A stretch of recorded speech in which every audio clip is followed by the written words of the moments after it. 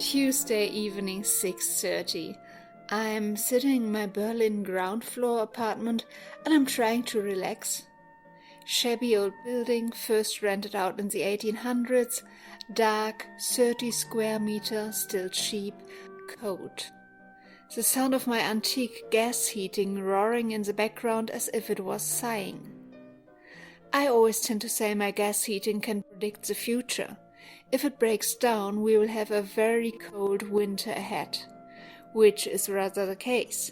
Berlin has only 2 seasons in my mind, Arctic winter and subtropical summer. Like any real Berliner, I'm from a tiny village on the countryside and I suffer.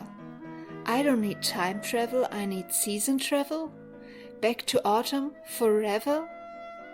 My favorite day is a rainy Monday morning in November, but I'm in Berlin and my gas heating is roaring in the background as if it was sighing. A bit like myself.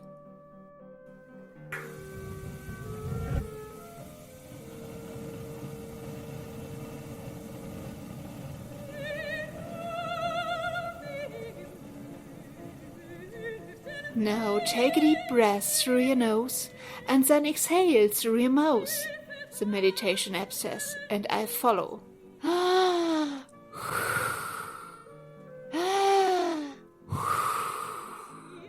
Now let your thoughts flow as they want, just see them coming and going like cars on a highway. They are like cars passing by and you are just a silent viewer. Now focus on the sounds of the room. And bam! It does work. The sound of my gas heating exactly sounds like a highway, or maybe like a less used highway on the countryside when I was very little. I grew up in a tiny village in northern Germany. Suddenly I hear the tiny background of the streets, birds start singing, and apart from my grandparents, no one is already up to get breakfast from the village bakery around the corner. It's maybe 5 a.m. and I time travel to an early adventure in the morning back in the 80s. I'm maybe 5, my sister is 4, and we're getting ready for a holiday trip to the unknown. We could go by train, but this is not what my police officer father would do. He wants to have control, and he always drives by car, no matter what. The car in this case is an old Audi AT in brown. That kind of color that never was and never will be popular. Although there's not really much space.